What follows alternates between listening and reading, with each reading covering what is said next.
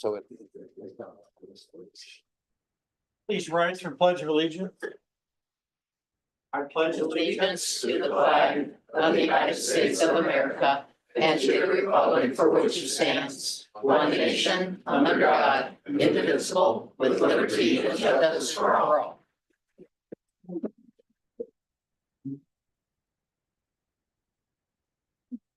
Roll call, please. Kushner, Yes. Osborne, Here. Latari. Here. Jones. Here. Euler. Here. Approval of city council minutes, please. Motion to approve minutes as presented. Kushner, Yes.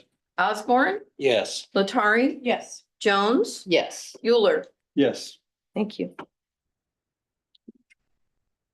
Adoption of agenda. I believe we have a amendment. Yeah, I'll, I probably need to take ownership. So, shortly after I got here, there was a little bit of conversation about what is our process for, receiving funding requests for community organizations. I guess as a proof of that point, I overlooked the, Journey Home, and so their information didn't get included in your packet until today. You should find Survival House and Journey Home information. And so they are an added presenter along with the other, presenters. So in addition to the ones that are on the original agenda, we've added. And I don't have Journey Home. They hand that out when they come up. Oh, is that okay? Great. Yes, that's perfect. Okay, you got it. Thanks. Motion to approve agenda as amended. Thank you. Kushner, Yes. Osborne. Yes. Latari. Yes. Jones. Yes. Euler. Yes. Thank you.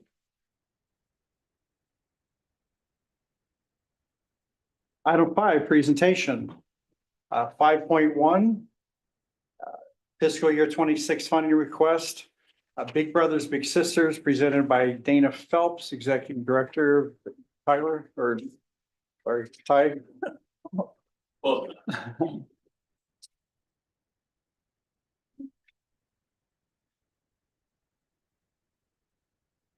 Well, good evening, everyone. I am not Dana Phelps. My name is Tyler Habiger, and I'm here on behalf of Big Brothers Big Sisters Executive Director Dana Phelps. She is out of town, but it is a privilege to be here representing an organization that believes so strongly in the power of mentorship and to share with you the impact it is having on our community. I would like to shout out that several of our board members are back here. Marcy is here, as well as Jimmy DeBacker. Thank you to the council for their time and their service. With your help, we're not just changing lives, we're changing futures. At the heart of everything we do is our mission: to create and support one-to-one mentoring relationships that ignite the power and promise of youth. Our vision is to create positive change within our community through the power of one-to-one mentoring. We believe that every child has incredible potential, and with the right guidance and support, they can achieve anything. Our job is to help them get there. The young people we serve come from all walks of life and face significant barriers. They're also brave and resilient. The challenges that many young people face are expanding, and their worlds are becoming more complex. More young people are living in poverty. Nationwide, there's a widening educational gap between schools that have excellent resources and those that do not. Communities, especially low-income communities, are more isolated than they've been in the past. We no longer live in a society where young people can easily benefit from the learnings, experiences, and guidance of a diverse community of neighbors. We believe that mentorship is a key strategy for empowering young people who need us most now and for building more equitable communities tomorrow.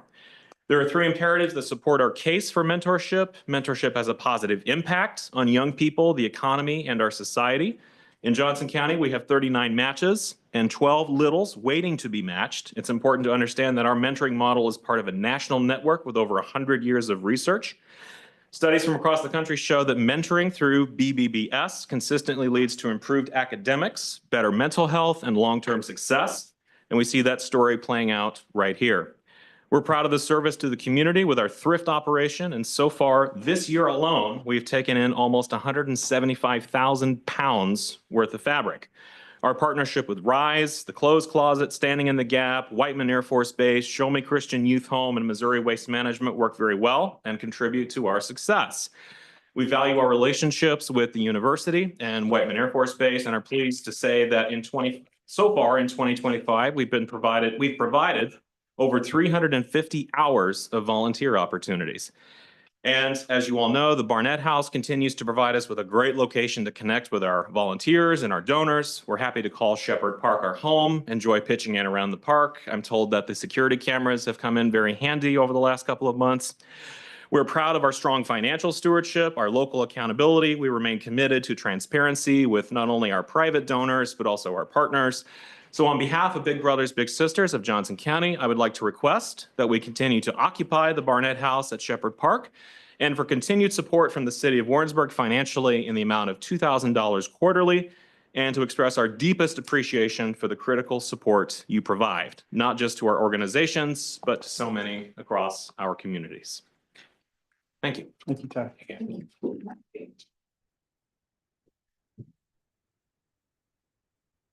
5.1B, Depot Renovation, Preservation, and Maintenance Corporation, presented by David Pierce.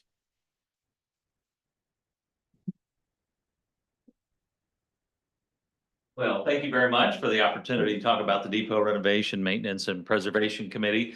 For our presentation, we have Max Ridenauer, who is a stranger to no one here. He just joined our board in the last 6 months or so, and he'll have a presentation for tonight. So, Max. Thank you, David.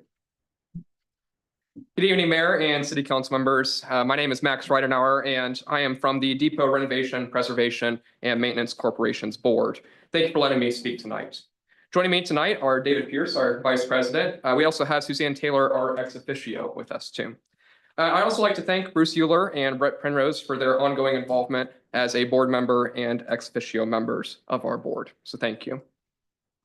For many travelers arriving in Warrensburg, whether by Amtrak or Greyhound, the first thing they see isn't a billboard or a welcome sign. It's our historic train depot. That building is their first impression of our city. And for many of us who live here, it's a symbol of where we've been and where we're going. Built in 1889 by the Missouri Pacific Railroad, the depot helped shift the heart of Warrensburg from Old Town on Main Street to here on Holden Street. It's been a cornerstone of our community for over 130 years. And thanks to the city's long-term lease with Union Pacific and the vision of local leaders, it was saved from deterioration and brought back to life in the 1980s. One of the most influential figures in the depot's modern history was Bill Vernier. Bill didn't just serve as president of our board, he was the heart and soul of the depot's preservation efforts. He poured decades of passion, leadership, and care into ensuring that this building, historic building, remained a proud symbol of Warrensburg. A few years ago, we honored Bill by dedicating the depot in his name, a gesture that felt only fitting for someone who gave so much of himself to this place. Sadly, Bill passed away recently, and his loss is deeply felt, not just by our board, but across our entire community. But his legacy lives on. It lives in the stone walls he fought to preserve, and the travelers who passed through the doors he helped restore, and in the pride we all feel when we see the depot standing strong. We are committed to carrying that legacy forward, maintaining the depot not just as a historic site, but also as a living, working part of Warrensburg that continues to welcome, connect, and inspire. In recent years, we've made steady progress. We replaced the roof, repainted the exterior, and removed lead-based paint. We installed security cameras, updated lighting, and renovated the restrooms. We added signage to share the depot's history and improve the passenger waiting area. We've also continued to maintain the grounds, the Jack Moore Community Room, and the parking lot that serves both travelers and visitors to our downtown. This year, we're preparing to begin a new critical project, restoring the original stonework of the 134-year-old structure. Weather and time have worn it down, and this work is essential to preserving the building's integrity. Phase 1 is already approved and scheduled to begin soon, with an estimated cost of around $10,000. To support this and future preservation efforts, we are respectfully requesting a $5,000 investment from the city for the 2025-2026 fiscal year, restoring our funding to pre-COVID levels. While we do receive modest support from private donors, including applying for a $2,500 MoDOT Station Enhancement Grant, a restricted endowment, those funds alone aren't enough to keep up with the scale of preservation work required for a building of this age and importance. The depot isn't just a piece of history. It's a functioning transportation hub and a community asset. We are fortunate to house the Chamber of Commerce, who maintain the building and greet the visitors. It serves as a passenger terminal for Amtrak and Greyhound and provides a public meeting space. It also supports downtown commerce and contributes to the city's sales tax revenue by keeping foot traffic flowing into the heart of Warrensburg. Every improvement we make enhances the experience for travelers, supports local businesses, and strengthens the image of our city. The Warrensburg Train Depot is more than a building. It's a gateway, a gathering place, and a symbol of our shared history. With your support, we can continue to preserve this landmark, honor the legacy of leaders like Bill Bernier, and ensure that the first thing visitors see when they arrive in Warrensburg is a community that takes pride in its past and invests in its future. Thank you for your time and your continued partnership. Thank you, Max. David, Thank thank you.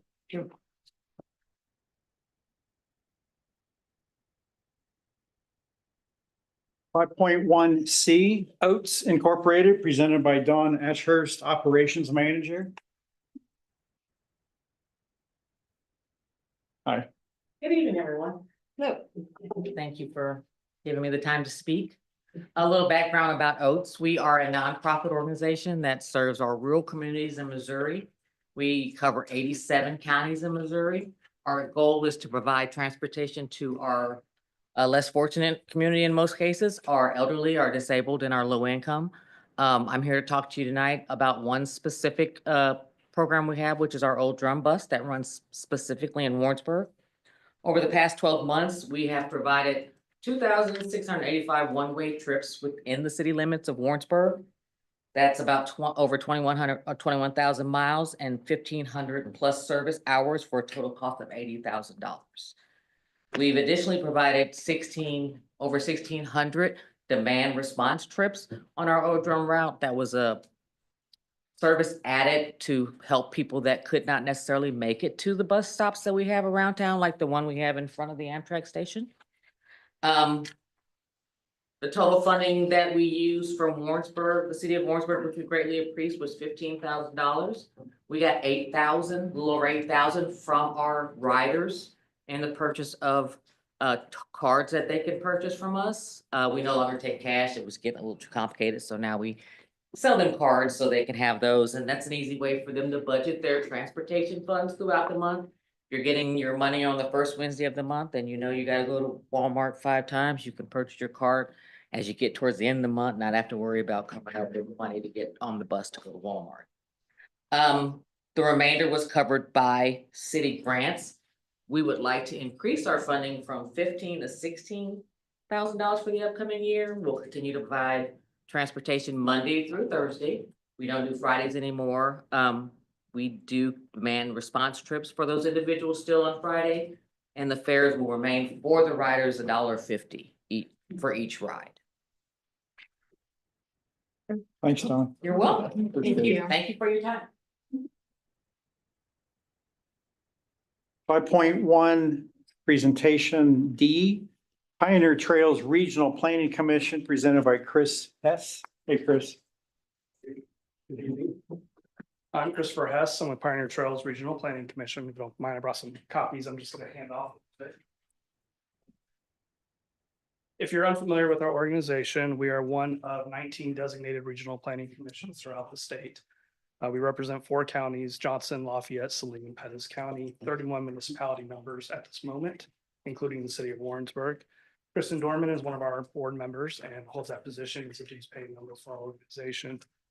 If you're unfamiliar with our planning commission, what we do across the state is we are a federally designated economic development district. So we are, as an RPC, assist with economic activities throughout the region. Help Tracy Brantner. We work as a resource for data and a clearinghouse for information. Along with that, we also work with our state DOT to help give local representation, bring the grassroots effort up instead of just DOTs doing what they do. The city of Warrensburg currently has 4 representatives out of the 8 for Johnson County. Phil Adlick is one of our members on the TAC, and they do help prioritize every year needs for our region, 4 counties. We also are 8 counties for our Regional Homeland Security Office, which is a funnel through, pass through for OHS and DPS funding, Office of Homeland Security funding. For grants that go directly to our emergency managers, our fire departments, our police departments. These funds every year we administer to pass through as grants. That is 8 counties of Lafayette, Johnson, Saline, Pettis, Carroll, Henry, Benton, and Bates. We also do the 5-year updates for hazard mitigation planning, which is access to FEMA funding when available. No areas can access those without those plans. Through the years, we've assisted City of Warrensburg with TAP applications, RAISE applications, CDBG, Community Development Block Grant applications. We've assisted with developing the GIS, RFP documents for the city. And these are many, many activities. I can continue to list them over and over again of things we do for the region. But I'm here to answer questions if you have them and request that your support continues. The dues that are paid into our organization are the matching dollars that we use to access these programs, either federal government or state government. And that allows us to continue to do the work that represents the city of Warrensburg, Johnson County, and the region as a whole. The documents that I brought with me are both our 2024 annual report and our regional comprehensive development plan. This was developed with grassroots efforts with Tracy Brantner, who chairs up our SEDS committee. And this is the 5-year goals that we submit to the federal government, saying this is what we are going to work towards as a region to support our economic development. Any questions for Chris? Are you seeing any changes coming down the pike from federal level that will impact the kind of services that you're able to provide? Every single day. Yeah. It does change, it seems with the breeze. We do know that things are getting harder for jurisdictions to apply for grants because of matching funds. The COVID money is kind of out. ARPA funds are gone as well. So those match dollars kind of jurisdictions have gotten used to being able to use without building a reservoir. With that, we know our match funds are also going to reduce because we're doing less applications and administration of grants. But we do not foresee any kind of fiscal problems as long as we continue to do the good work that we are doing. So Chris, the question I got asked that I didn't know the answer to was some RPCs do solid waste planning or waste reduction planning That goes out for bid by DNR every 5 years, I believe. We have not run that program as an RPC since I want to say 2017. That it, like I said, it goes out for bid at the time. The board did select to go with another entity to go that direction. I am considering reapplying for that in the future, but that is when it opens and seeing where everything is at kind of in the world. Okay, thanks. Thanks, Chris. Thank you. Thank you. Presentation 5.1E Survival House presented by Tegan Plummer, board member. Hello, Tegan. Well, Tegan's coming to the podium. I want Yes. to acknowledge she was very gracious in my short notice of this timeline. But she presented to you previously and we indicated that we'd get her on this schedule and kind of a last minute update for her that tonight was the night. Well, I appreciate the opportunity to present to the council. As Mike so graciously stated, I did get notice of this last Tuesday, which was at the same point I got notice from my executive director. She was going to be out of town until Monday. So please have grace with me as I prepared 90% of this today, once I could have access to our wonderful executive director, Elisa White, who is also here with us today and does wonderful work for our organization. First of all, hi council. My name is Tegan Plummer, and if those didn't hear, I am one of the board members on the Survival House board.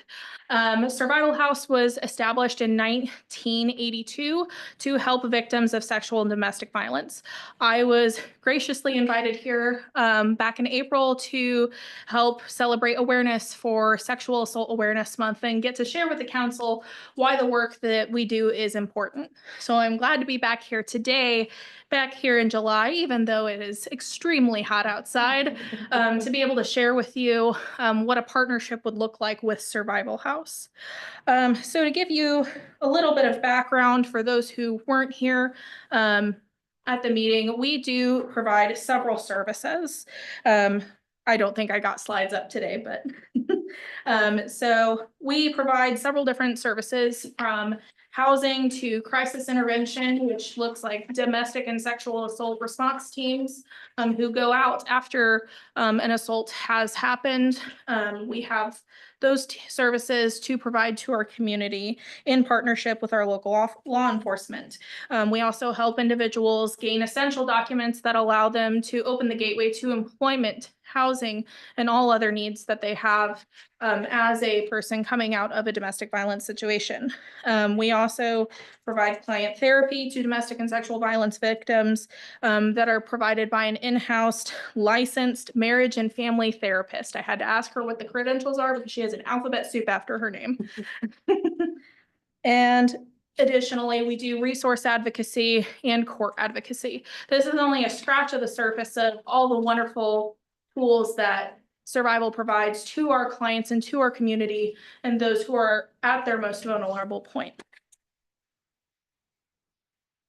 So to go over kind of the year-over-year statistics and where we've developed a need. So in the years of 2019 and 2020, I want to establish we had 2 shelters open.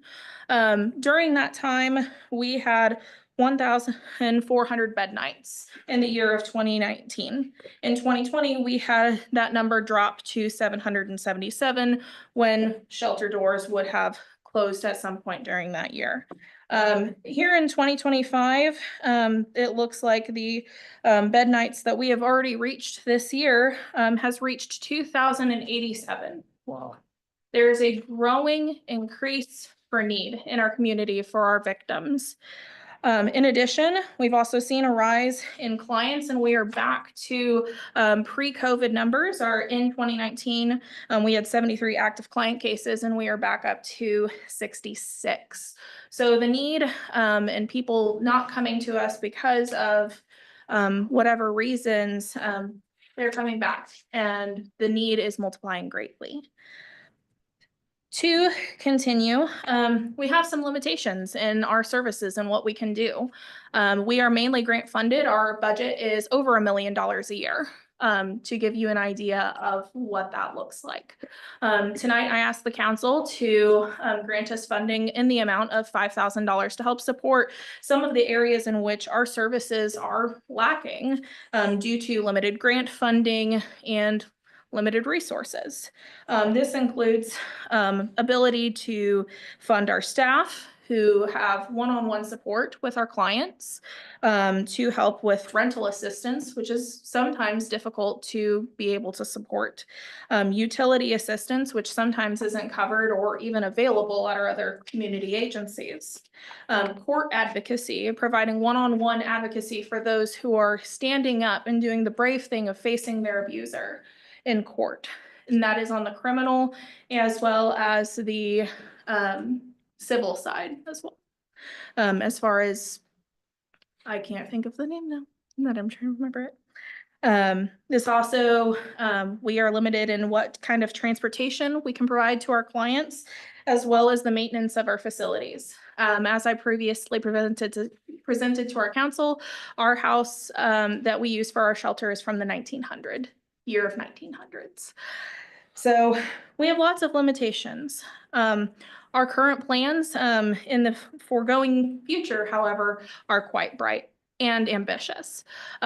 First of all, we have already purchased land and paid off the land with the fiscal responsibility of our amazing director, Elisa, to be able to build a new shelter. To give an idea of what the cost of that shelter is going to come in around, we have ballparked and received quotes from around $3 million for the shelter aspect, not even building new outreach services. This would allow us to expand our facilities to accumulate the capacity that we're currently supporting in one shelter that was once supported in 2 shelters. Additionally, it would allow us to provide more consistent court advocacy, to be able to hire more staff and to support our staffing needs, be able to give, again, more of those individual needs that we see every day in our community. The people that we see come across in our doors, they're everyday people like you and me. And statistically, out of everybody in this room, about 20% of us have become a victim. However, it's important to note that survivors do prosper, and they will also come to benefit the community. Survival and our advocates do an amazing job at reintegrating our survivors back into the community so they get jobs here, they spend money here, and they promote economic growth. All in all, I thank the council for your time. This is my first time coming before you, and I appreciate your generosity and your consideration this evening. And thank you. I do have, Good job. Have any I do questions? have a question. Absolutely. You provide services for both Johnson and Henry County. Are the numbers that you're giving us both locations? Yeah, so to give background, we only have a shelter location in Warrensburg. So Yes. those bed night numbers you're seeing is a Warrensburg only location. Our clientele, I do believe those numbers are for both Johnson and Henry County. So that is the distinction there. But all of our bed nights are going to be at our shelter that is here in the city limits. So the bed nights are only Johnson County. Correct. The clients are the combination of the two counties. Yes. Thank you. Any other questions? No? Thanks, Tegan. Thank you, Tegan. Item 5.1F, Warrensburg Main Street, Inc., presented by Jamie DeBacker, Executive Director, and others. Yes. Good evening, Mayor Mueller and council members. Thank you so much for the opportunity to continue our partnership together through Warrensburg Main Street. I actually have the honor of letting my board members do our presentation tonight, but I'm happy to stay up here for questions about your packet that you guys should have received with lots of information inside of it. Thank you. Good evening, Mayor and council members. My name is Bram Roden, and I serve as the Vice President of the Warrensburg Main Street Board of Directors. Joining me tonight is our Treasurer, Max Ridenauer, and our Executive Director, who you just spoke with a moment ago, Jamie DeBacker. We're also joined by several of our fellow board members here who are here to show their support for the work that we're doing together to strengthen and grow downtown Warrensburg. So if you are on the Warrensburg Board of Directors, I ask that you briefly raise your hand. Thanks for being here. This past October, Warrensburg Main Street celebrated 30 years of service to our community. And in 2024, we had one of our most impactful years yet.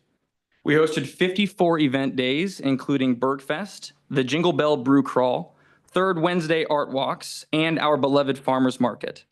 These events brought thousands of people downtown, boosted local business visibility, and created a vibrant, welcoming atmosphere for residents and visitors alike. Our volunteers contributed over 5,000 hours of service, supporting beautification, event logistics, and downtown improvements.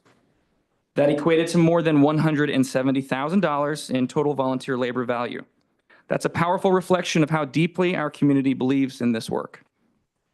We've also seen strong momentum in business development, 475 plus jobs supported downtown, 13 buildings currently under renovation or in progress, over 40 seasonal vendors at the farmers market, and 13,550 attendees at the market in 2024 alone. These numbers aren't just statistics, they represent real people, real businesses, and real pride in our downtown. And none of it would be possible without the strong partnership we've built with the city. Thank you, Rob, for that. Hello, everyone, again. I thank you for having me again. My name is Max Ridenauer, in case you forgot in the past 20 minutes. I am the treasurer for Warrensburg Main Street. I'd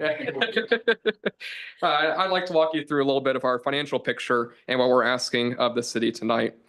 For many years, the city of Warrensburg was a foundational funding partner, contributing up to $41,000 annually, a level that allowed us to expand our staff and programming. However, in 2022, that allocation was reduced to $22,250, where it remains today. Despite this reduction, we've continued to deliver. But to sustain this momentum and meet the growing needs of our downtown, we need your support. We respectfully request that the city restore our funding to $40,000 annually. This increase would allow us to expand our facade and business grant programs to support local entrepreneurs, invest in side street development and public space enhancements, strengthen our business incubator program to foster innovation and job creation, launch a volunteer recruitment initiative to support our growing calendar of events, continue to host and grow events that drive tourism, foot traffic, and local spending. It's also important to note that public funding is a requirement for maintaining our state and national accreditation through Missouri Main Street Connection and Main Street America. This accreditation not only validates our work, it unlocks access to federal and state grants that multiply the impact of every local dollar. And let's not overlook the broader economic benefit. As more vacant buildings are filled and new businesses open, our local sales tax revenue continues to grow. Every storefront that reopens, every event that draws a crowd, and every visitor who shops or dines downtown contributes directly to the city's revenue. This isn't a funding request, it's a strategic investment in Warrensburg's future. Warrensburg Main Street is more than an event organizer. We are a driver of economic vitality, a champion for small businesses, and a steward of our city's historic and cultural heart. With restored funding, we can continue to attract visitors, support entrepreneurs like myself, and we can champion for and we can build a downtown that reflects the pride and potential of Warrensburg. We're calling on the city to invest in the future of our community, help us keep downtown thriving, tourism growing, and Warrensburg moving forward. Thank you for your time, your partnership, and your belief in what we're building together. Any questions?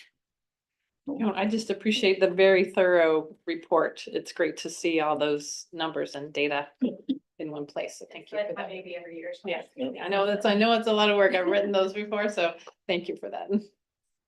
Yep, thank you. Thank you.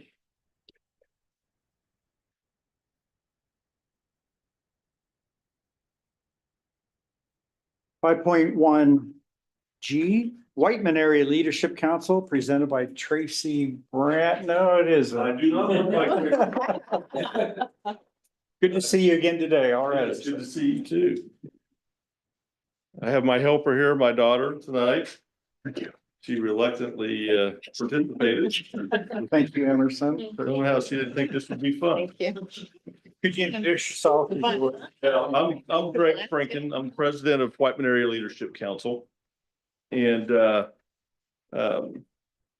we just handed out to you was the 2023 economic impact study for Whiteman Air Force Base. The 2024 is not published yet. And so I would have had that for you if it was available. So this is a little dated. And we also have a new wing commander as current as last week. Colonel Butler retired, and Colonel Josh Whittla has taken over. And so it's kind of an exciting time to talk about Whiteman over the festivities of the weekend. And so there's a lot of excitement, and we're very proud of them, and glad they made it back home safely. And so successful mission. But the purpose of Whiteman Area Leadership Council and our mission is to ensure the long-term viability of Whiteman Air Force Base. I don't know of one organization besides ours that is focused on that. Okay. And all of our board members are volunteers. So we have David Pierce, that's a board member. We have Suzanne Taylor, that's a board member that's here tonight. And what we do is we track key issues. We meet monthly. We identify and work on key issues, and we develop and maintain relationships with key leaders throughout the government, Department of Defense, Air Force, industry partners, defense contractors, communities. And we have members, our board members are part of very key groups and organizations. So for example, we have two of our board members are Air and Space Force civic leaders for the Department of Air Force. Okay. We have three board members that are Air Force Global Strike Command civic leaders. So 509th Bombing falls under Air Force Global Strike Command, which is one of the major commands, and that's a 4-star level command. So we have three people on their civic leader group. We have three board members that are on the Strategic Deterrent Coalition. That keeps track of the nuclear enterprise. Association of Defense Communities, Dr. Jared Wheeler, Superintendent of Knob-Noster Schools, he's a board member on that. We have a commissioner on the Missouri Military Preparedness Enhancement Commission. We have, let's see, I got to count them, 1, 2, 3, 4, at least 6 board members that are part of the Base Community Council, which we'll brief you next. And so we're well positioned to get information. And a lot of what we do is we're present. So we can get information, so we know what's going on within the Air Force. We know what's going on with the Department of Defense. So like we track the B-21 progress. So it's been announced that we're going to be the second main operating base for the B-21. So that's a highly classified program. We don't know how many aircraft we're getting. We don't know how many personnel we're getting, but we're paying attention to that and tracking that. And there is some misinformation out there. I've heard that we're getting 5,000 new people in the region. I've heard 10,000. We have no idea. Okay. And so if we know something, we'll pass that along, but we track that. We also track the 442nd. So the 442nd, the A-10s are going away. The state of Missouri and the Missouri Military Advocate and Missouri Military Preparedness Enhancement Mission is kind of taking the lead on that. And so we're tracking that. We haven't heard anything on that yet. Hopefully, we'll get a replacement mission, either flying or something else, but that's up to the Air Force. But we pay attention to things like that. The other thing that we monitor, and this is on our monthly calendar, is foreign investment of land around the base. That's kind of a big deal. And it's been problems. There's been problems around other bases. We try to help monitor that. It's easy. It's maybe easier said than done.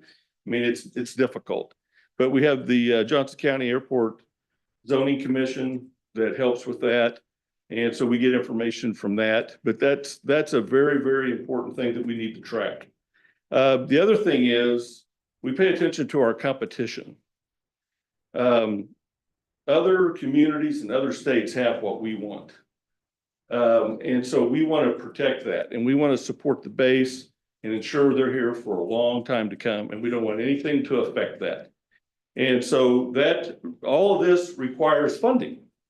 And we're at the point now, we've done the Missouri Military Preparedness Enhancement Commission and the Department of Economic Development has a military reinvestment grant. And we've applied for that. 4 times. We've done 2 housing studies, phase 1 and 2. We've done a childcare study. We did a promotional video that would be available to airmen coming into Whiteman so that they would feel more comfortable, hopefully, coming to this area and kind of give them a sense what it feels like. We used it for that. But that's a 50% match grant. And we haven't done it. We didn't do it last year. We're not doing it this year because we got to come up with 50%. And those studies have been, let's say average of $60,000 up. Okay. And so we're trying to increase our funding. And one of our goals this year is to figure the funding out, because our competition in other communities and other states have more funding, quite frankly. And so we're trying to get that figured out so we stay ahead. We do a good job of watching stuff and making contacts and knowing what's going on, so nothing surprises us. But we've got to do more. In the handout that we gave you, I just want to point out a couple of things. As far as personnel, 4,982 military personnel, or I'm sorry, 4,992, 2,584 civilians employed. And then you've got 4,745 total dependents. This is all of 2023. So total personnel, 12,321 in our community. Total economic impact is $909 million. That's a significant dollar amount. And we're anticipating that on this next one, that could be potentially over $1 billion impact. So we need to pay attention and protect White. That's all I have. I appreciate your past support, and we're hoping that you will continue to support us in the amount of $5,000. Do you have any questions or anything? Any questions for Greg? Thanks for coming up from Windsor tonight. Appreciate it. Thanks, Greg. I actually live just Oh, 40 miles south. so Yeah, it's same, like yeah. that. All right. On the way home. All right, thank you. Thank you. Thanks. Presentation 5.1H, Whiteman-based Community Council, presented by John Finan and Carl. Start by introducing Carl Kramer. He's our past president. He's going to take the lead. Well, good evening. Thank you for the opportunity to present on behalf of Whiteman-based Community Council Board. And thank you again for last year's support and previous years. We greatly appreciate the support of Warrensburg City Council to support the organization. The Whiteman-based Community Council works in alignment with Whiteman Area Leadership Council. We work closer together now than we ever have. We have joint interests. Whiteman-based Community Council focuses our attention on tangible, hands-on support for airmen and their families on base. We do that through 15 to 16 communities, where each of those communities are part with 1 to 3 squadrons units on base.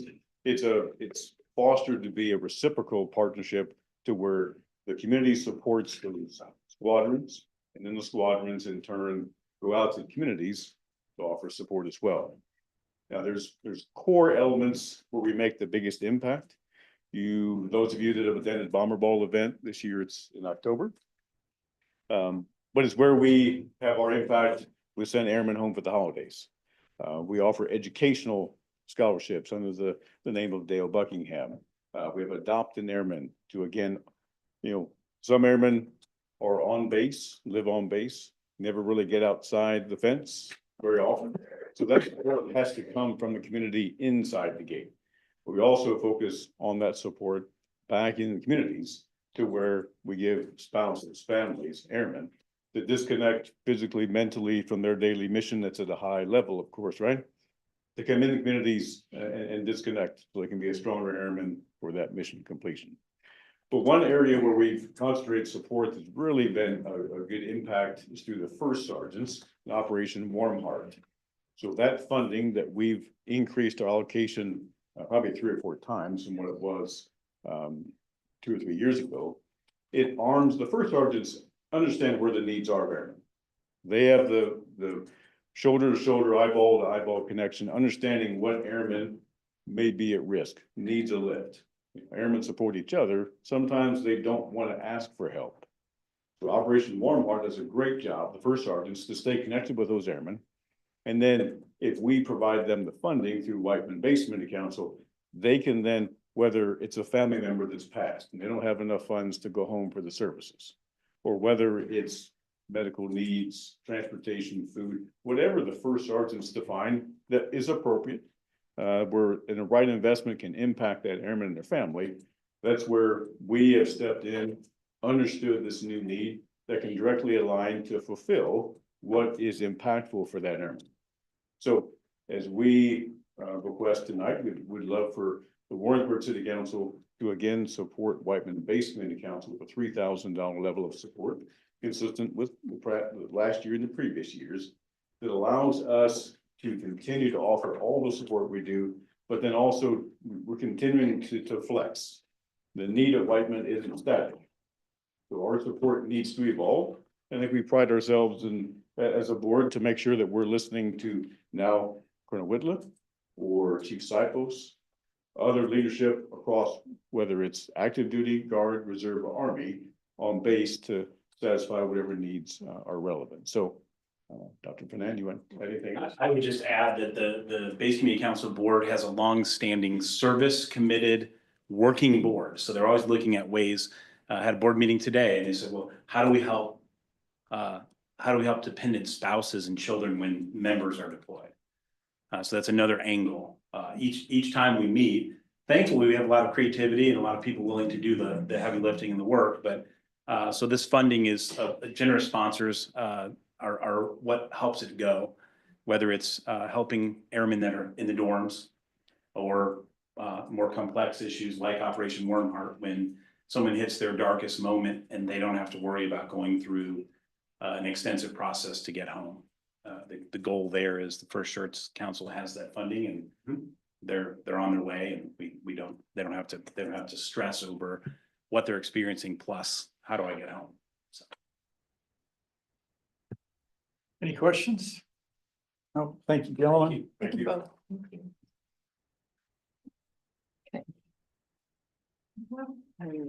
We added Journey Home. Oh, okay, right. Yes, we did. Thank you. Presentation 5.1, letter I, which would be Journey Home.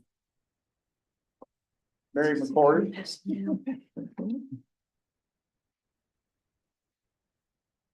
Thank you for putting this on the agenda. And as you said, I'm Dr. McCord, and I have with me our co-directors, Melissa and Erica Collins, the pastor of our church.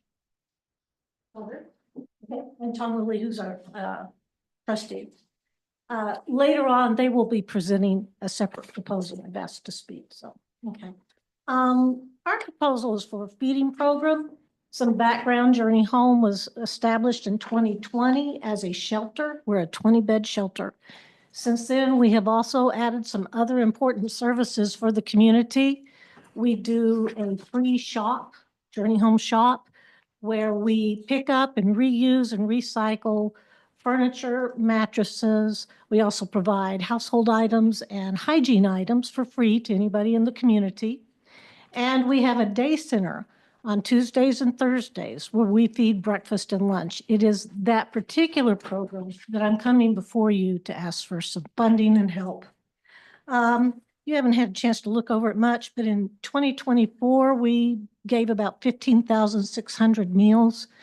That is over 18,000 pounds of food. I'm certain that in 25, it'll be 18,000 meals. This is a situation where SNAPs has been diminished already and might be cut some more in 2025. So we have quite a bit of food poverty here in Warrensburg that we have been filling. And we've been filling it at the First Presbyterian Church, who have taken their kitchen and made it into a commercial kitchen and have provided us with money for food. We have been provided food from harvesters. We have provided food out of our Journey Home coffers, but we need money for food. This food would be meals going directly to the Warrensburg community, to the poorest of our people. So I'm asking for $4,900. That would be food going directly to people. All of our cook, clean, everything else is donated by volunteers. The church takes care of utilities. So this is actually asking for food to provide meals for our community. Are there questions? Are volunteers coming from several different faith communities in town? Is that right? Or primarily First Pres? Yeah, Erica, where does Beverly go to church? Yes, we do have our volunteers represent a wide range of faith communities here in town. So we have individuals from Mount Calvary, from Shiloh, from Harvest and Noster. And So Awaken. from a variety of places. And non-faith. Yeah, we have people, we have volunteers. Any other questions? Does Shiloh do a daily meal? They do a 5-day-a-week evening meal. We do breakfast and lunch. 2 days a week? 2 days a week. So I serve about 50 people every time we do lunch, about 70 servings. They're hungry. and we always are out. We don't have extra food. I have about 20 or 25 there for breakfast. Any other questions? Okay, thank you very much. Thank you. First Presbyterian Church, thank you for loaning out your facilities and all the work you do there. Appreciate it. Love to see walking the talk. Item 6.1, an ordinance authorizing the city manager and city clerk to execute a contract agreement with Max Commercial Construction LLC for the 2025 sidewalk improvement program in the city of Warrensburg, Missouri, presented by Phil Adlich, interim director of public works. Being mayor, city council. This is our annual sidewalk program that we send out for bid. The bid opening was June 6th. We did have 6 plan holders form. Did everything right and came in and were more responsive.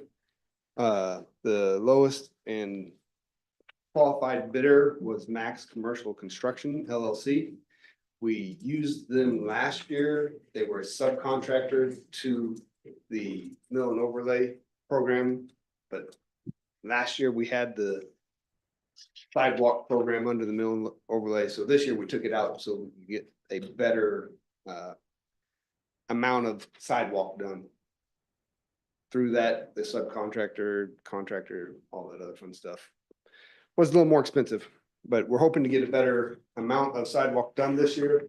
Again, we're still in zone 1 and other areas where it's a major need.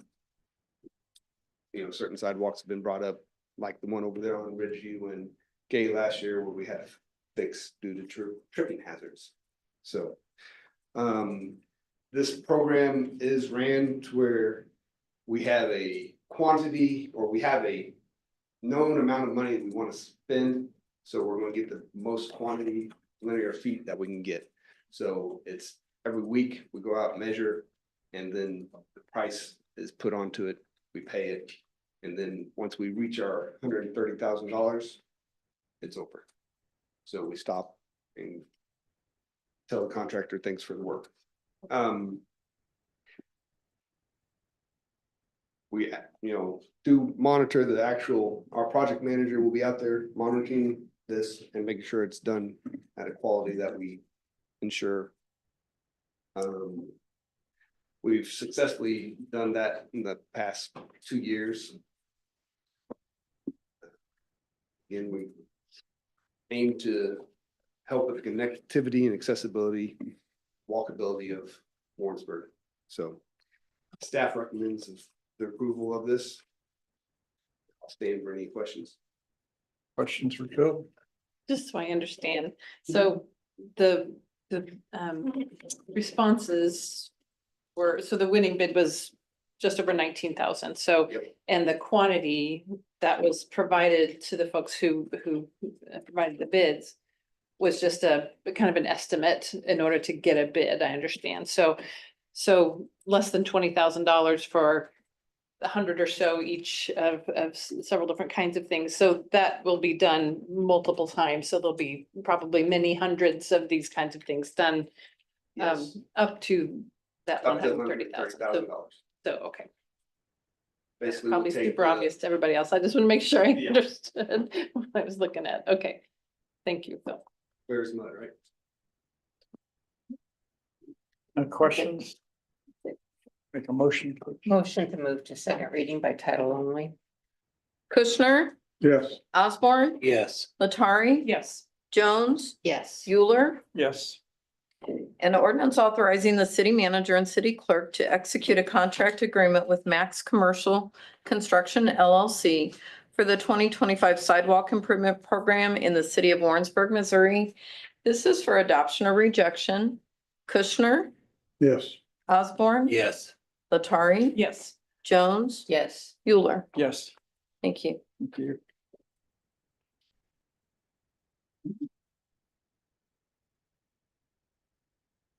Item 6.2, an ordinance authorizing the city manager and city clerk to execute a contract amendment with Barnes and McDonald for the Rethink McGuire project presented by Mike Sprague, city manager.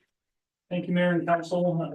As I'm sure you well know, you entered into an agreement with Burns and McDonnell for the Rethink Wire project back in June of 2023. At that point, there was a lot of work to be done, a lot of services to be provided by Burns and McDonnell. So that was ahead of kind of a full understanding of the project timeline and the overall scope of the project. And there were 3 amendments from June of 2023 up till now. To kind of adapt for and account for the changes in the project. One example being the sewer work. The original agreement had an expiration date of December of 2024.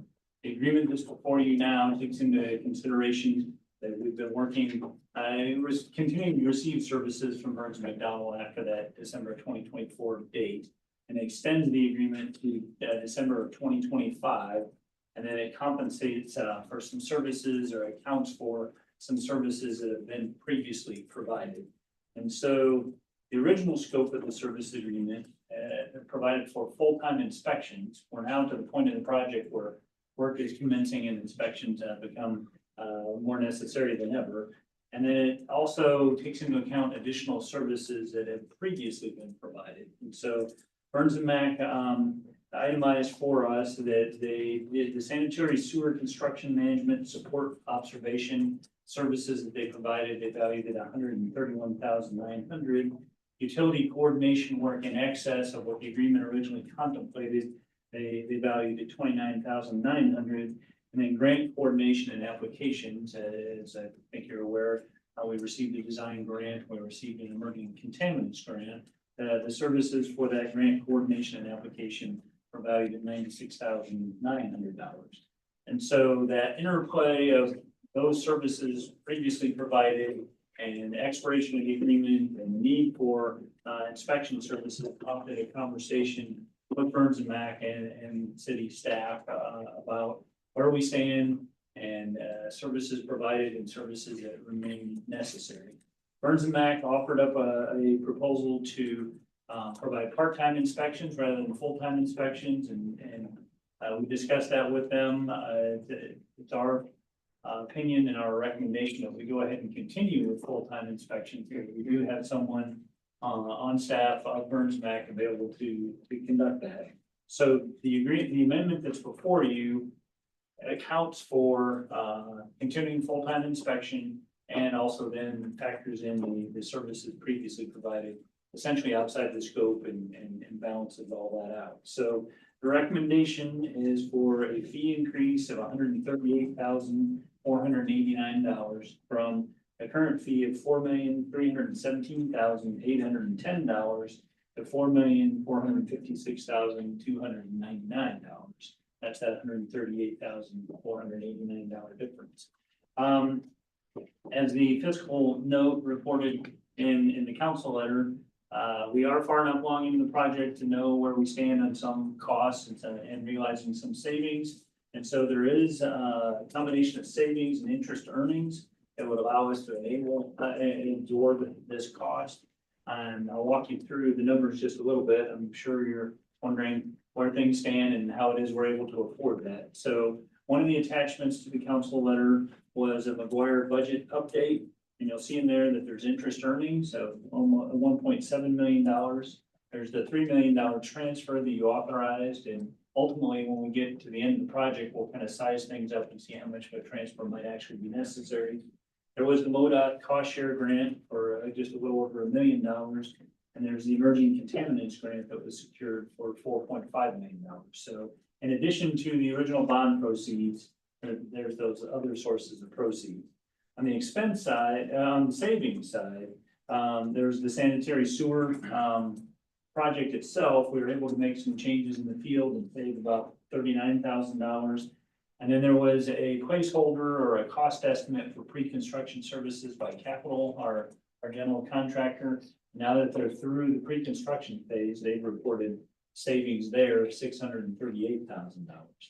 And lastly, in terms of change orders, this item before you today would be a change order that $138,000 amount. And then there was a almost $33,000 change order related to Broad Street. There were ADA ramp improvements at the intersection there, and that's kind of the southern terminus of the project. And so we took a look at that and identified the need to make improvements through the entirety of the intersection, improve the ADA ramps and sidewalks on the south side. And given that grade and that elevation, it all kind of ties together and necessitates some intersection work to get the grades to match ADA and everything dovetail back together. So that was a change order that has been authorized for almost $33,000. You put those two together, this contract amendment and the Broad Street change order, that's about $171,000. So recapping, we had an original agreement, we had original expiration date of December 24. There were services provided prior to that time that were in excess of the original scope.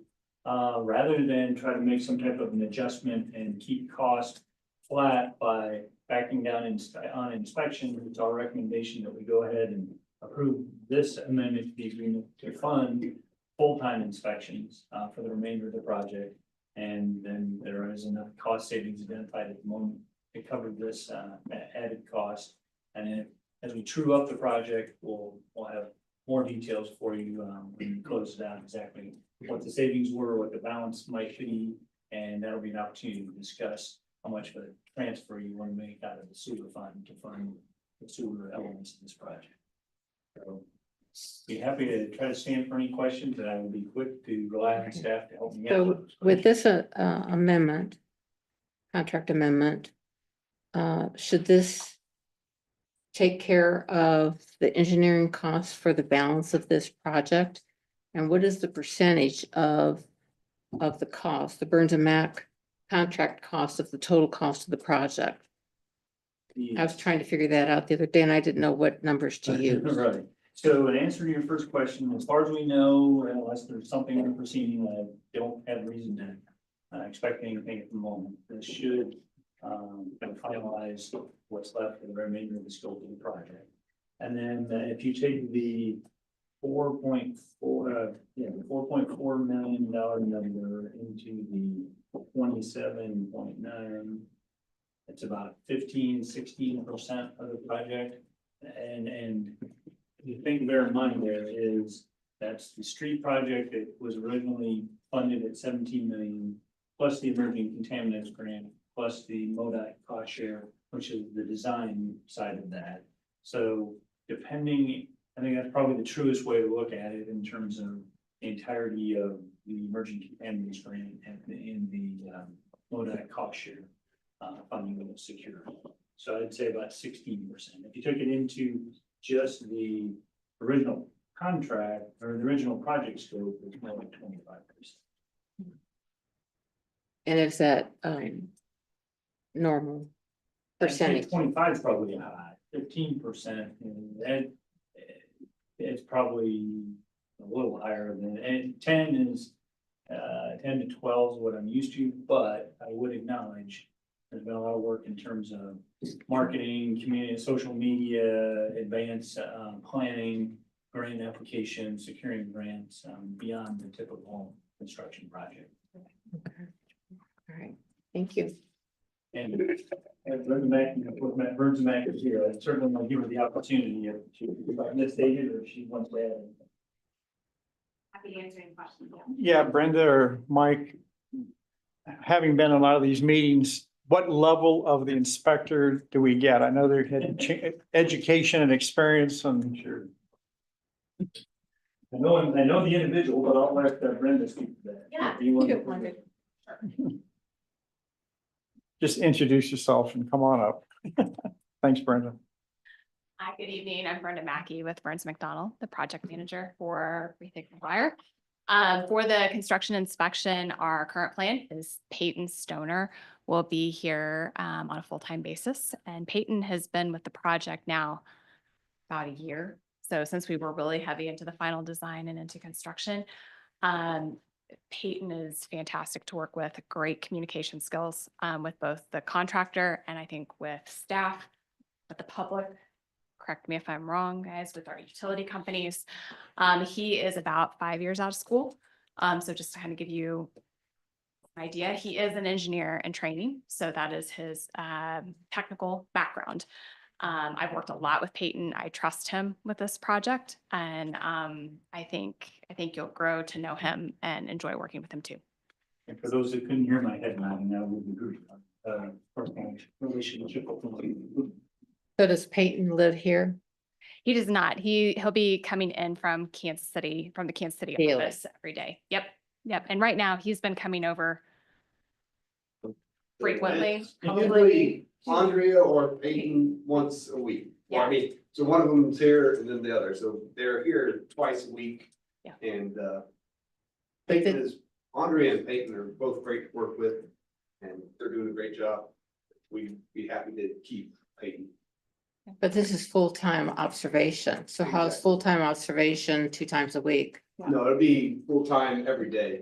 Every day. So What you're describing is current. Right now, This it's current. This will be full-time. Yeah. correct. Okay. And he's So we'll ready have to be 5 here days a week. tomorrow if this should move forward tonight. So Okay, thank you. So that's the ones we wanted. So I just want to make sure we got what we Yeah. told us we might get. So that's wonderful. All right. Absolutely. Any other questions? Nope. Brenda? Thank you. Thank you.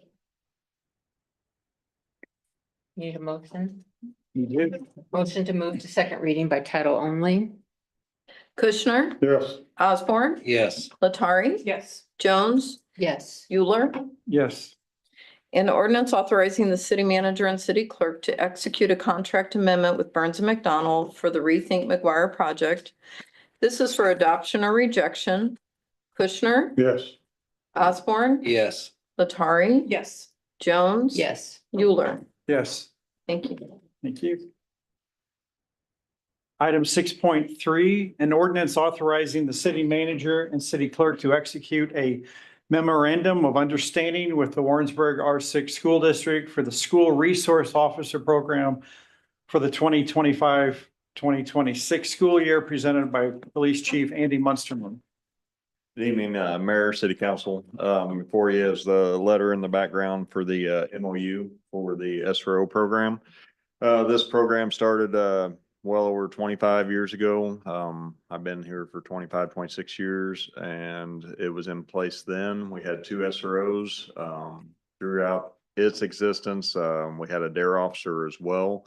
I taught DARE for part of that for a couple years in the school district. We have moved this SRO program to 4 officers now. We don't have a DARE officer, but we do have 4 officers designated for the SRO program. We only 4 slots. We only have 3 officers actually in them positions right now. We haven't been able to fill that 4th position. The only thing different in the MOU is the amount being paid, and that's due to benefits and officer salaries going up, and that's reflected in the background information. Everything else is the same in the MOU from the previous years. I stand for any questions if you have any. What schools are they placed in, or do they? They rotate. We have one in the Lane Fishers in the high school. When school's in session pretty permanently. Emma Crosby or Emma Miller. I believe now. Emma Miller. She is actually a supervisor or corporal, and she'll rotate from the schools and make sure officers are getting to the schools.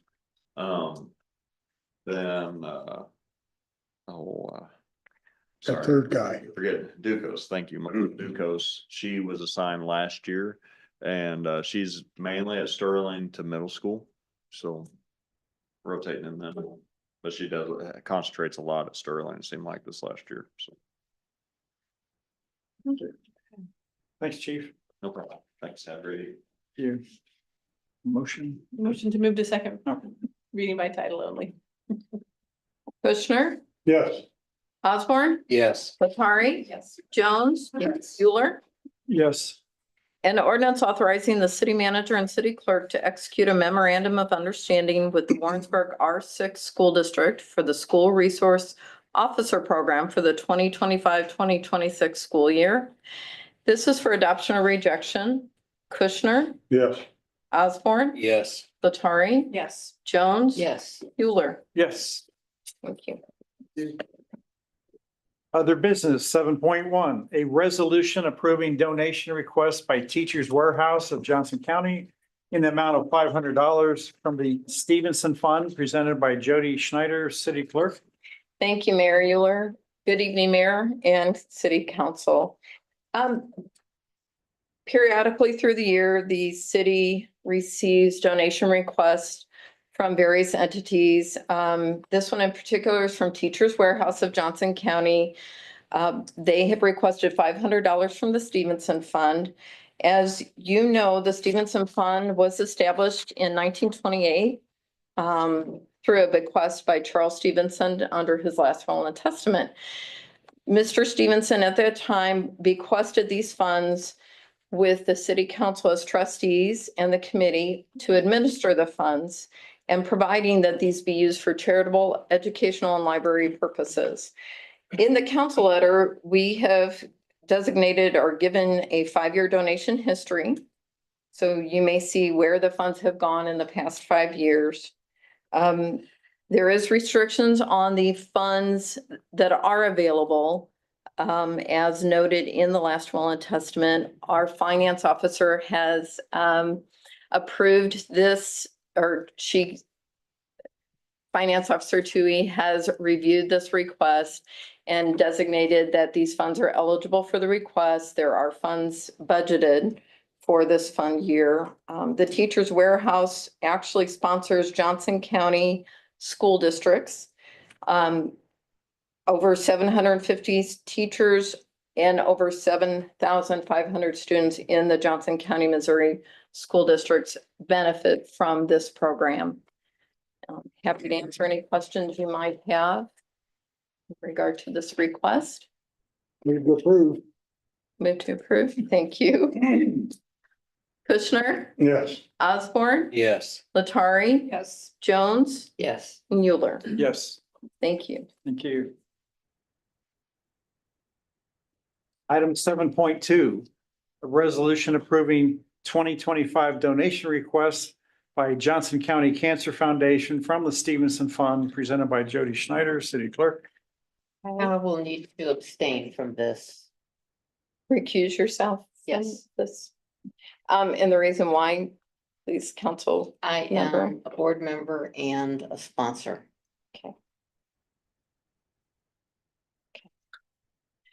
Okay, thank you very much. Again, this is a request that was received utilizing the Stevenson Fund monies that are available. The request is for families that are experiencing cancer. It's to provide services for these families. It services all of Johnson County. The money stays in our county. The organization has been established since 2006. It is a 501(c)(3). This would be an annual request they've made last year and they're making a repeat request this year. I'm happy to answer any questions you might have regarding this request. Motion to approve. Kushner, Yes. Osborne, Yes. Latari, Yes. Euler. Yes. Thank you. Item 8, appearances to the council not listed on the agenda. Thanks, Phil. Anybody there? Yes. Journey Home, Mary McCord and Melissa Werner First would be Melissa or as for Heather Jepson. and Heather Jepson. Okay.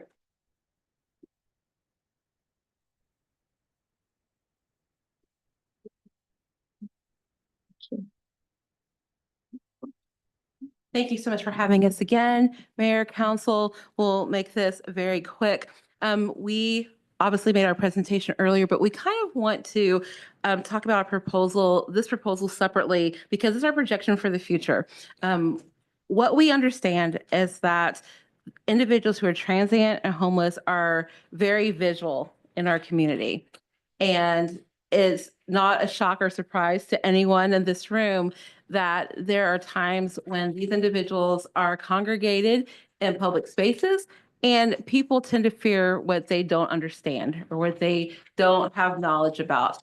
And so having individuals who are transient or homeless causes people to be uncomfortable and to be unsettled.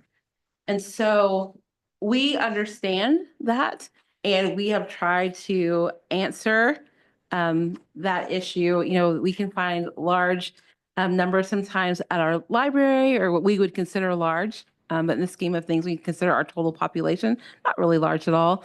But at the community center, so at places where people frequent, but are not necessarily comfortable with seeing individuals. But definitely these individuals are in our community. They're not going anywhere. The need for housing is great. And we heard that, you know, we're going to be experiencing an influx of individuals in our community probably pretty soon. And that is super on one hand, but what we understand is that that is going to perpetuate the lack of affordable housing, which means that the numbers of these transient and homeless individuals is going to increase. The point in time count that took place this year showed us that there was a 33% increase in our county, in our homeless population. In our county right now, we were able to literally lay eyes on and count 81 sheltered homeless and approximately 100 unsheltered homeless. Those are alarming numbers when we think about that and how that could be increasing more and more. But the good news is that we've done a lot of hard work. And in the past year, we were able to permanently house over 50 of those individuals and 10 families that have 3 or more individuals in them. We've also been able to prevent a large number of individuals from becoming homeless by using our rapid rehousing funds that we received through a grant through the state, and by helping them to do work that they couldn't do on their own, such as paying for application fees, helping them to fill out applications for subsidized housing and other housing, helping them to apply for disability because they're just unable to work due to either physical or mental disability. So what we are proposing is we're here to ask that the city would help us to fund a 5-day-a-week resource center. Right now, we have 2 days of the week, which you heard about already. And the funding will address a lot of complicated community challenges. It will be a welcoming place where people can come and do the things that we're doing with them. We're doing the work anyway. Melissa and I are literally, when I tell you we're on call 24 hours a day, we are literally on call 24 hours a day. Our phone sometimes rings at 2 a.m. We've gotten calls from PD to help with individuals, you know, and we're glad to do that. You know, but we only have a place to be through the graciousness of the Presbyterian Church 2 days out of the week. And most certainly, we need someplace to be 5 days a week. Our resource partners, our partners in the community, through different agencies, they're coming to the resource center. They're meeting their people in the Presbyterian Church basement with us. And so having a place where people can know that they can be, where they can eat and where they can meet some of their other needs and help with resumes and do applications and all the things they need to do is going to be really important. Yeah, I think that another thing to add from what Erica had stated is that we're helping these individuals not only have a place to be, but also just regroup. A lot of the individuals that come to us, they are never going to make their appointments at other agencies. But we collaborate with the majority of the social service agencies in town to actually be that hub where they can come and meet that clientele with us. Individuals may not show up for an appointment, but they do show up for food. So a lot of the agencies that we are collaborating with, such as Compass and Voc Rehab, those agencies are coming to the clientele during those mealtime hours where they know they're going to be, so that they can make sure that they're able to meet those clients. We are consistently looking for more agencies to connect with and have done so as a need arises. We are collaborating with the other shelters currently in town, that being Standing the Gap, Survival, Refuge, we are all collaborating together to ensure that this population is managed in the best way possible so that not only the community is able to function and go to the library, go to the community center, go to the places they want to go, but also these individuals' needs are met in the best way that they can be met. And that is what we endeavor to do. We are already working we're already working 7 days a week.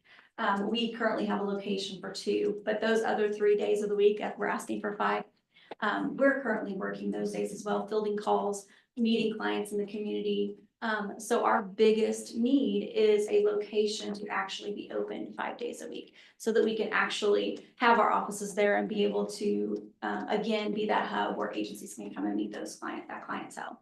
So that is one of our biggest needs at this moment. Hello, Mayor and City Council. I'm Reverend Heather Jepson, and I, like you, know that this community has changed a lot in the recent 5 to 7 years. I've been the pastor at First Presbyterian Church for 13 years now, and know that we've had to make changes to our facility because of the influx of homelessness in our community. And I just want to reiterate that this community will not go away. And I know from the work that we do with them at the church, they're a very inconvenient community to be working with. I know from my work on the library board that it's a hassle at the library. I know it's a hassle at the community center. The church is already doing a very heavy lift trying to house this community 2 days a week. I think it's really imperative when we look at things like investing in our downtown and your strategic plan for community pride and revitalization, that part of that includes a place for this community to be 5 days a week. They will be here in our town no matter what. And so the question is, are they going to be on the street impacting business and making people uncomfortable, or are we going to provide a place for them to be? I know we don't necessarily want them downtown, but that's where they want to be. And so how do we find a place for them to be that is out of the way, that doesn't impact businesses, that gives them a place to hang out and stay and have a safe place for them to rest? If we don't provide it, then they will be on the street. It's one or the other. And so, like I said, the church is doing the best that they can to house us. We've given over our whole basement. We're paying, additional funding and all the utilities to do this and make the place available, as well as the cost to our, just the area around the church. It's not like it doesn't affect us when people want to come to church and that community is there. So I recognize it's a difficult situation, but I just really want to reiterate that if we don't do something about it, it won't get better. We need to really make an investment for a place for people to be. I've seen other towns do this, and it really helps do the things that we want to do, make our downtown a place for all the commerce and all the things we really want to grow here. So I just really encourage you to consider including that as you consider your funding for the coming year. Thank you so much for your time.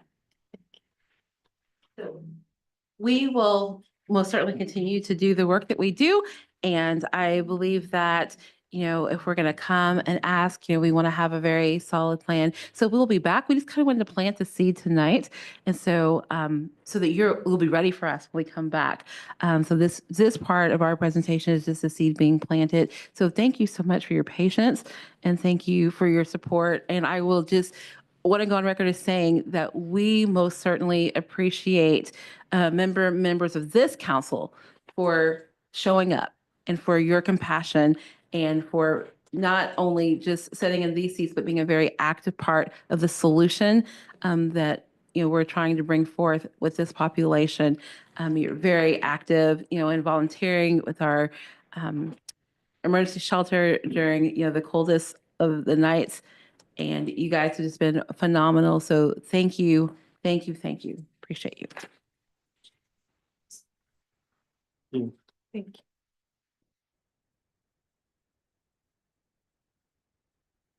Parents is not listed on the agenda. Dawn Ashurst Oates, I think she left, but she'd signed in, so. Okay. Miscellaneous matters from the mayor and/or city council. All right, good. Item 10, city staff updates. 10.1, city manager report. Thank you, Mayor and Council. We just have a handful of things for you. We're continuing to do budget preparations in anticipation of a budget workshop with you, and have the opportunity to take this up and much more. I told you quite some time ago, I plan to give you kind of a baseline understanding of our finances. We're also meeting with department heads and putting together preliminary budget numbers so that we can have a productive day with you. Another topic, Evergy lights in the downtown, been an ongoing conversation. We kind of moved forward and then kind of stalled out a little bit. I reached out to our point of contact. They responded back that they are planning to have this work completed within the next 2 weeks, which I received that this week. They did acknowledge that if that's without emergency storm work, that pulls them away somewhere else. So trying to kind of stay on their radar and maintain their attention. Another item that is timely is the collection of lodging taxes on short-term rentals, Airbnb in particular, with VRBO and others. That's something that staff's been working on for quite some time. There was communication dating back to October of last year, reaching out to Airbnb, trying to start that dialogue and find out how to make that facilitation in terms of their collection of lodging taxes as part of the platform. And two things, if you go out, you look on the internet, there is a page that Airbnb maintained on their site. It talks about their tax collection agreements. And you can dial in internationally or the United States, you can go by state. If you do that, you will see they have existing tax collection agreements with St. Charles County, Hannibal, Independence, Jefferson City, and St. Louis. And so that's what was known to us at the time that we rolled it out, and staff met with Airbnb hosts and indicated that we'd work with Airbnb to get those measures in place. I won't belabor you with all the time and effort that's gone into trying to have a productive conversation with Airbnb. I'll just jump to the chase that we were not successful in that regard. We got a response back from them that unfortunately they are not currently entertaining new collection agreements in Missouri. They see it as a matter of competitive parity, and they are only collecting new taxes in jurisdictions where there's a mandatory legal obligation to do so. Now, we don't have an ongoing dialogue with them, though we can ask them, what do you mean by that? But I think what they mean by that is statutorily general sales tax, and some of the more base things than individual lodging taxes community by community. We have spent quite a bit of time researching the platform, how it works. And so I'm fairly confident that we are fairly confident that as a host, you can go in and set the settings to have Airbnb make the collections, account for the local lodging tax in Warrensburg. The difficulty is they would collect that and remit it to you as the host, and then you're responsible for distributing it to the Missouri Department of Revenue as well as the city of Warrensburg.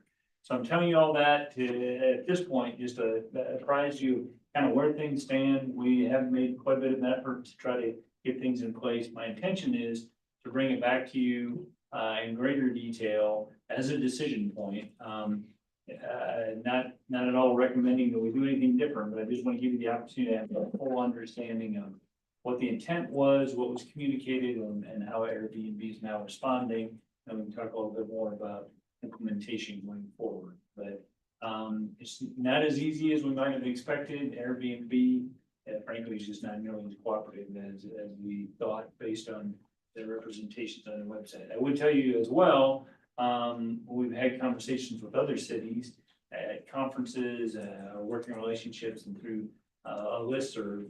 We're not alone. There's frustration statewide in terms of everybody's dealing with it a little bit differently, and it's not very seamless. So I'm telling you that now because June 1 was kind of the implementation date. We weren't able to get Airbnb on board, and we'll bring it back to you shortly. But more detail, a little more specifics, and frame it up for you as a decision point. Not trying to lead you to believe that we expect you to do anything different. Just want to be sure that you have the opportunity to fully understand it. Two other things, and then I'll be happy to answer questions. There was a press release today that a House Special Interim Committee on Property Tax Reform was formed. And I forget the number of members, but it So with the intention of reviewing the equity and transparency, and I forget all the terminology of property tax reform. I think that's all a result of the bill that was recently passed that I forwarded information to you about, and where they married together the stadium funding with elections by senators, district by district, whether they wanted any type of property tax changes, whether they wanted their county to be a 5% county or a 0% county. Our Johnson County and our senator's district was designated as 0% county, meaning that between now and April of next year, the county commission is supposed to place on the ballot the question of capping assessed value growth at 0%, which would be about, and assuming that it goes forward, there is plenty of conversation about legal challenges, but you end up with 3 categories of counties that were left unchanged, counties that were designated for a 5% cap, and then counties that were identified for no increase in assessed value subject to a ballot. Not really within our control. We'll continue to monitor it, and it passed the county with placing it on the ballot. That then I think begat this press release that was issued today. And then lastly, there's been some conversation about a gap in sidewalk or in trail, kind of at DD, Hale Lake Road and McGuire. And there's some terrain challenges there from greater ditches and elevation differences. But Chris, with the original planning commission, mentioned tap grants, and there's a tap cycle going on right now. So staff took the opportunity with an engineering firm that indicated some interest in having an opportunity to do some work with us to talk with them about sizing up and that location enough to help us put together a tap application. So it's in the works. We don't have the plans yet. We really just need a cost estimate. We can make an initial application, and then we'll see if we can get their attention and maybe find some funding to close that gap. So no promises there, but I know it's been a topic of conversation, and we saw an opportunity to maybe try to accelerate the tap application. So we're going to make that happen. Be happy to answer any questions. I would tell you that I'm sure you'll hear about Rethink McGuire from others, and be happy to answer any questions. Do we know how many Airbnbs we have in town? We have inventoried that in the past. It ebbs and flows, and I want to say off the top of my head about 40. And is that Airbnb and VRBO or anything? It fluctuates. If you look at Airbnb listings, they might be on VRBO as well. Yeah. So we look at the total of properties, and the total of properties averages around the 40s. Okay. But I will tell you, parent weekend, Yeah, family it goes weekend, right up. homecoming weekend.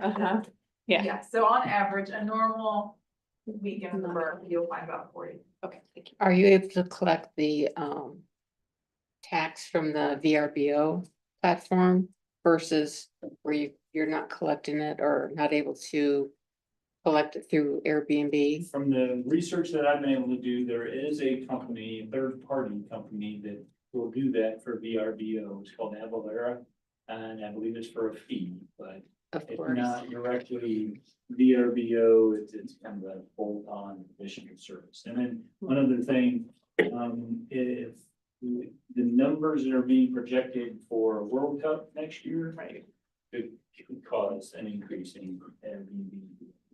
Right. The questions? No. Administrative Services Department. Nothing tonight. Thank you. City Clerk. I don't have anything for you. But we're doing good here. Community Development. I'm gonna keep going with nothing. Oh, like that. All right. Fire Department. Chief Jennings. Always starting to feel bad. Where's Chris Steele? There we go. Sorry, I'm gonna follow suit. All right. Police Department. Nothing further. Andy, thank you. Public Works, Phil. I do have.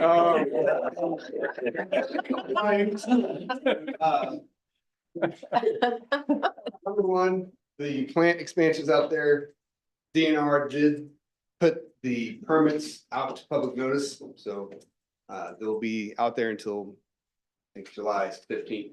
And then after July 5th or 15th, we have once those are off public notice and there's hopefully no major issues, we will start breaking ground. Right now, they're out there doing prep work, getting lay down and all that fun stuff, doing some vac suction, finding pipes. So stuff is going on out at the plant expansions. Very happy to see that. It's looking good.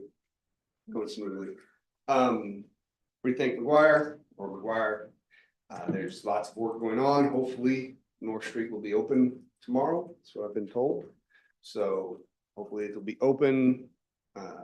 We have 2 concrete crews out there doing work. Driveways, curb, sidewalk. I'm sure you've seen a lot of it. Evergy is moving south at Broad Street. They're doing lots of work down there. So things are going fairly smooth. Have they actually moved any poles from one side to the other? They've got a big hole by the sign there at UCM. But no poles have actually been physically moved. Well, I've seen some new poles up there by AutoZone. I think. Up or laying down? Would it? I've seen new poles. I don't know if they're In up the there. area. They're on site. On site. Last week when I drove by, I saw one laying on the ground. I saw that too. So, Use your imagination. Okay. they're moving. There is work being done, so. Can we tell them that the check is in the mail? Any questions? That's it. Good. Thank you. And our closing act, Sorry. Marcy. Oh, okay. Good evening, Mayor and Council. I would like to thank city administration and city staff. They have worked tirelessly to get a solution regarding this lodging tax with our short-term rental. Talking with other, you talk to every DMO is set up a little different. Some of us are city, some of us are county, some of us are part of the chamber, separate nonprofits.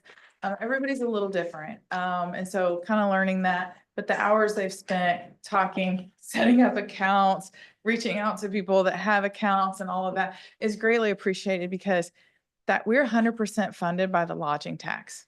That's what keeps me here. That's what keeps our lights open. And when I come to you and I talk to you about our grant programs and how we're going to get $65,000 to help market Warrensburg, it's a 50-50 matching. And if I don't have the lodging tax, I can't match that. We can't do those grant programs. We don't get that advertising out there and tell our story. So it's greatly appreciated to help try to bring that in, because if you look at our ads, and I'm just going to say, if you look at our ads, they're incredible ads because we've got incredible events and we've got incredible attractions and locations and all the fun things we have going on in our community. You won't see an ad of ours that say, come visit our hotel. It's come visit Warrensburg. We're marketing Warrensburg. So that money will be tremendous in helping us be able to continue telling our story. Thank you. Thank you, Marcy. Anyone else? Adjourned. Andy. Yeah. At 8:37. Okay. Very, very good.